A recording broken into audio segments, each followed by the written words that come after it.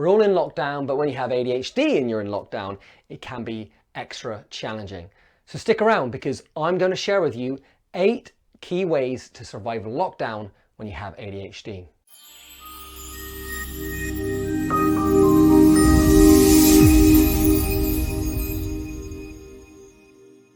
Anyway, nice to meet you. And if you don't know already, you're listening to me, Jamie Vasilian, the Hypnosis for ADHD specialist.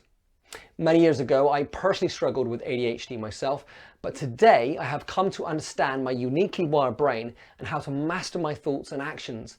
And now it's your turn to find out how you can begin to do the same to get control of your brain and live the life that I believe you were truly meant to live. So you have ADHD and you're in lockdown, 2 things that really do not seem to go together. And I must admit that the idea of lockdown drove me crazy at first. You know, I love my routines and it's a big part of how I manage ADHD. In fact, it's a big aspect of how I have mastered it and turned it into a positive asset. But I really don't like it when my routines get changed. And if you're anything like me, and you have a ton of energy, finding out that you can't go to the gym for the next few months is like finding out that you can no longer get access to your meds. But I'm still standing and so are you. So what is the answer to surviving lockdown in one piece?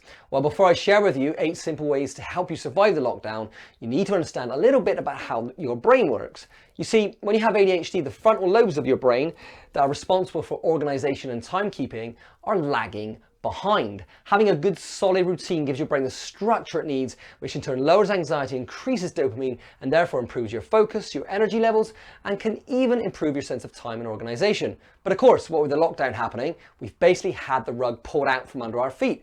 The only antidote to this, unless you want to just wait it out and veg out on the sofa, is to replace the old routine that got obliterated with a new one. When you do this, you'll find that not only does your sense of organization, timekeeping, and motivation increase, but you'll also find that you feel more secure and safe at these ever-challenging times. So tip number 1, replace that old schedule with a new one. It's time to build structure back into your life again. When you have ADHD, you cannot operate without a schedule. What kind of schedule you use is up to you, but make sure it's something that's visible and that you'll be sure to check it and make sure it's not too complicated. Have a calendar on your wall in a place where you can see it, or a big whiteboard. Can work better than a diary somewhere out of sight. You know, with ADHD, it's out of sight, out of mind. So make sure that it's in a place where you will regularly see it. Maybe you could have it on your mobile phone or device because we often carry these things around with us. I personally tried apps which beep you with regular reminders, but I found them too noisy and distracting. But surprisingly, a few years ago, I started using Google Calendar, and that really works. You know, we're all different, so just find something that works for you. If you're working from home, remember to have a clear start and end time. Similarly, make sure they have a clear distinction in terms of space between work and home life. In other words, even if you're working at home, make sure that you create a work-only space, even if it's just a corner of your room, because this will help to create that sense of separation between work and home life, which is essential to being able to wind down and relax after work, and will also make it easier to focus because your brain will associate the workspace with work instead of relaxation. Another handy tip to remember is to structure everything you do according to what time you will do the task and how long it will take. This will increase your sense of time. I find a to-do list essential, but I know a lot of people with ADHD hate the idea. In my experience, however, most people hate it because it's not merely because they haven't managed to tick everything off. In fact, it's because they only listed the things that they had to do and not the things that they also want to do. And also a lot of people with ADHD tend to put way too many things on the list. So shorten it, make it doable, cut yourself some slack, and build in some rewards. Make that list fun and exciting and make friends with it. And you never know, if you do, you might even become best friends. Tip number 2 is to exercise, because exercise has gained strong recognition as being powerful medicine for ADHD. Dr. John Ratey says it's like a little bit of Prozac and a little bit of Ritalin. Dr. Russell Barkley says that exercise should be a key component of everyone's treatment program. There was also a recent meta-analysis of research which concluded that exercise was the #1 natural treatment for ADHD. It can help with all symptoms, including focus, anxiety, improving sleep, and even our intelligence and ability to communicate and regulate our emotions. You know, most of us can't get to a gym at the moment, and we might have lost some of our, probably lost a lot of motivation and structure, but we need to get it back. We can still exercise that indoors, outdoors, doing bodyweight exercises, using bands, going for a walk, running, or sprinting. I'm personally enjoying sprinting during the lockdown myself. It's pretty much replaced my need for coffee. I do it within 30 minutes of waking up. I go out into the garden, do 4 rounds of fast sprinting or so. Gets my heart pumping, gets oxygen and blood flowing to my brain, and seems to make me more alert and focused for the rest of the day. If you're new to exercise, take it easy and just ease yourself in. If you find long sessions boring, then do short multiple sessions spread out through the day. And maybe you'll find it easier if you exercise with a partner or children. Tip number 3, remember to eat properly. When you have ADHD, you often forget to eat or eat at random times, but what this does is confuse your sense of time even more. As you're at home during the lockdown, it could be easier in some ways to eat at regular times, and that way improve your biological clock and sense of time. It's also a good time, if you're not busy at work, to focus on homemade food, which tends to be healthier. And talking of healthy, this is not a time to eat poorly, but this is a time to eat as healthy as possible for your mental and physical health, including your immunity. Now, I'm not a nutritionist, but we all know that it's certainly good to drink plenty of clean water, eat plenty of unprocessed organic foods, avoid anything chemical that you can't pronounce, keep sugar low, and don't shy away from healthy fats and proteins. Healthy protein has been shown in studies to lower ADHD symptoms, especially when consumed at breakfast time, and also helps with anxiety. Tip number 4, get quality sleep. I know sleep and ADHD is a minefield, and I can't cover how to do that in this short video, but you do need to get it sorted. Notice I say quality, not quantity. Research shows that most adults need no more than 7.5 or 8 hours sleep, and sleeping more can sometimes actually make us less energetic and even affect our focus. So unless you have medical problems, don't assume that more is better. The key to good sleep and energy levels is to always wake up at the same time, even on weekends. This will massively improve your biological clock and sense of time. If you do fancy getting some extra kip, however, then the trick is to go to bed earlier. Varying the time you go to sleep is much better for your health than varying your wake-up time. Apart from that, make sure you have good sleep hygiene. If you want any further information on this, then be sure to sign up to my mailing list or subscribe to my YouTube channel, because I have exclusive content on how to do this coming up very soon. Tip number 5, get out in nature. It's funny, you know, I've always enjoyed spending time in nature, and since the lockdown, I've been spending even more time in nature, and it massively helps improve my mood, my motivation, creativity, and my ability to focus. Since the lockdown, I've been noticing, because there isn't much else to do, lots of people have been walking in the woods behind my home.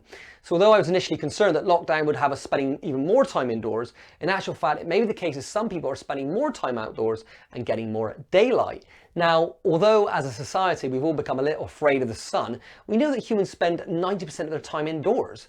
And even on a cloudy day, that natural light out there is far stronger than what is indoors. Indoors is just a fraction. It's also a completely different kind of light, which is essential for your mental and physical health. So much so that data from the Center of Disease Control shows that sunshine accounts for about 40% of cases of ADHD diagnosis. Now, we don't know whether that's because they're getting more sunshine or exercise, or maybe it's a bit of both. But the point is, daylight is powerful medicine for ADHD either way. In addition, there's actually a growing body of research which shows that nature generally is therapeutic for ADHD. For example, studies can show that getting out in nature helps children learn more easily, especially when they have ADHD. So make sure to get out this morning, catch the light, and spend some time in nature. Tip number 6, socialize.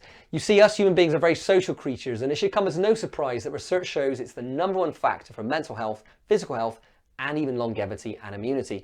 But being in lockdown, of course, massively affects our ability to socialize. So it's going to affect our ADHD and anxiety. So the trick here is to make the best of a difficult situation. Make sure to set aside regular blocks of quality time for the children, your partner, friends, and family generally. Even if that means just making sure you set aside time, some time to phone a relative or set up a Zoom conference. You can even have a Zoom party or get all your friends or family online that you haven't seen for a while. When you have ADHD, this is vital, and of course we do need to be careful not to isolate ourselves even more. It might help, for example, to actually have blocks of time set aside on your new schedule, which can be devoted to social contact so that you don't forget this primary key to our health. So make sure to do that, be consistent, and notice that you not only feel happier and more connected, but that your symptoms of ADHD and anxiety improve too. Tip number 7, make sure to dance, laugh, and gurgle. That's right, you heard me. And you're probably wondering what all these have in common, right?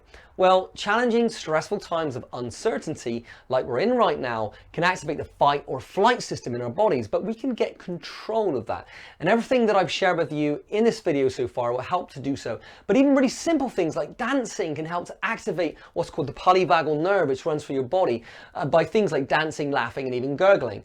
So when this polyvagal nerve is activated, it increases our sense of safety and comfort. And of course, that's really important at these times of uncertainty, whether that's you as an adult or whether it's your child that needs a sense of safety and comfort. So make sure to include these simple, fun, but powerful practices in your day. And finally, tip number 8, make sure to set aside time for relaxation and calming techniques. These are really helpful in all sorts of ways, from focus to relaxation and even sleep, and the ability to manage stress, anxiety, and even fear. The methods include simple breathing exercises, meditation, and hypnosis. Now, when you have ADHD, you probably think that it's not possible for us to meditate or be hypnotized, but trust me, I was diagnosed with ADHD at the age of 24, but I went on to master my ADHD in big part for the use of meditation and hypnosis. And I'm not the only one. In fact, at least half of my clients have been children with ADHD, and they actually respond really well. In fact, they love it. So the trick here is to keep it simple. Think less is more. In other words, yes, people with ADHD may find meditation or hypnosis for a long length of time challenging, but who says it has to be long?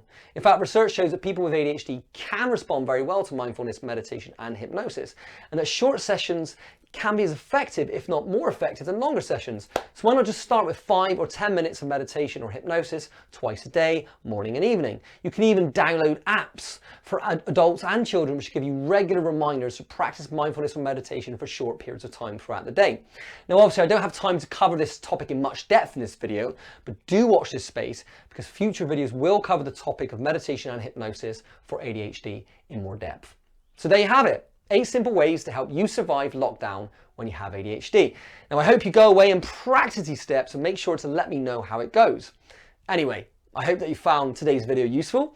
Please show your support by subscribing, liking this video, sharing it, or leaving me a comment down below. And if you want to stay informed with what I'm up to and get access to powerful resources, including free hypnosis sessions, then be sure to subscribe to my mailing list in return for free hypnosis recording called Quickly Relax, so you can start your journey into ADHD hypnosis right away. You can find a link to that in the description to this video down below. Anyway, you've been listening to me, Jamie Vasilian, the Hypnosis for ADHD Specialist, helping you or your child understand your uniquely wired brain so you can manage and even master your life for the better. Until next time, thanks for listening. Bye for now.